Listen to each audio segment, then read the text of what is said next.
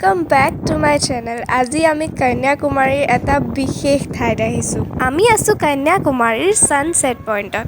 কোৱা যায় ভাৰতত চবতছে ধুনীয়া ছানৰাইজ অৰুণাচলত হয় আৰু চবতছে ধুনীয়া ছানছেট কন্যাকুমাৰীত। এতিয়া লাহে লাহে মানুহ আহি আছে আৰু ইয়াত সদায় হাজাৰ হাজাৰ মানুহ অকল এই ভিউটো চাবলৈ ইয়াত উপস্থিত হয়হি।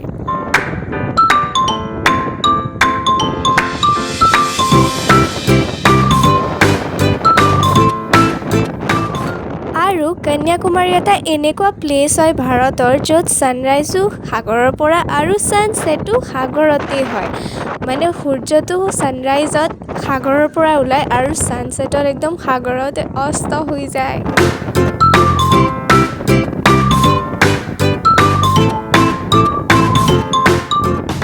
আৰু ইয়াত হাৱাৰ মাতটো শুনিছেনে? এনেকুৱা ডাঙৰ ডাঙৰ হাৱা মাৰি আছে নহয়, কেমেৰাটো ভালকৈ ধৰিব পৰা নাই। কেমেৰাটো বাদেই দিয়ক, ইনফেক্ট মানুহো খাৰা হ'ব পৰা নাই, পেলাই দিছে হাৱাৰ কোবত।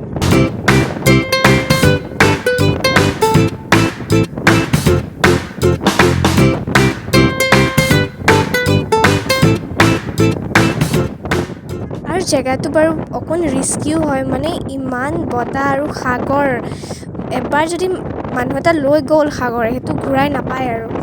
জেগাই জেগাই ডেঞ্জাৰ জোনৰ পোষ্টাৰ একদম মাৰি থৈ দিয়া আছে।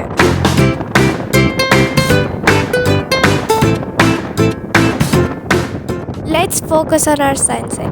এতিয়া চাব হা, ছানটো এনেকুৱা একদম চকুৰ সন্মুখতে সাগৰত ডুবি যাব, গমেই নাপায়।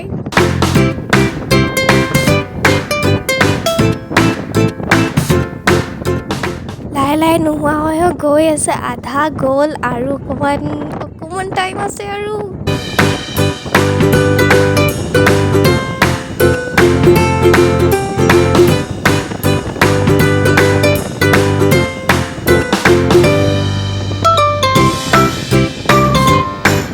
লাহে লাহে লাহে লাহে ডুবি আছে আৰু অকণমান টাইম আছে এতিয়া নোহোৱা হ'বলৈ।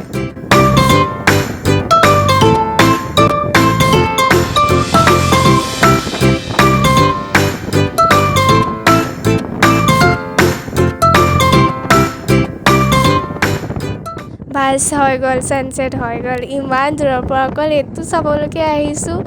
আমি বুলিয়ে নহয়, বহুত মানুহ আহিছে। আমি ভিউটো দেখাই দিছোঁ ৰ'ব।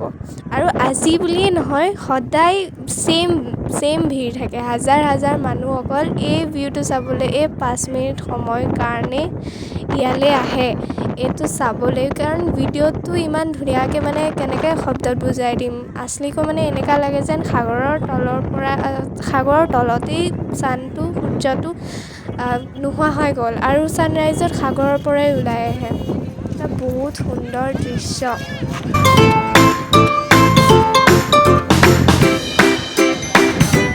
আপোনালোকে কেতিয়াবা কন্যাকুমাৰী আহিলে ছানৰাইজ আৰু ছানছেটটো একদম মিছ নকৰিব। বহুত ধুনীয়া দৃশ্য, একদম সাগৰৰ পৰাই ওলাই সাগৰতে নোহোৱা হৈ যায়। কেনেকৈ ক'ম, নিজেই চকুৰে দেখিলে গম পাব। এবাৰ আহিব নিশ্চয়। আৰু ভিডিঅ'টো ভাল লাগিলে প্লিজ এটা লাইক কৰি দিব। বাই।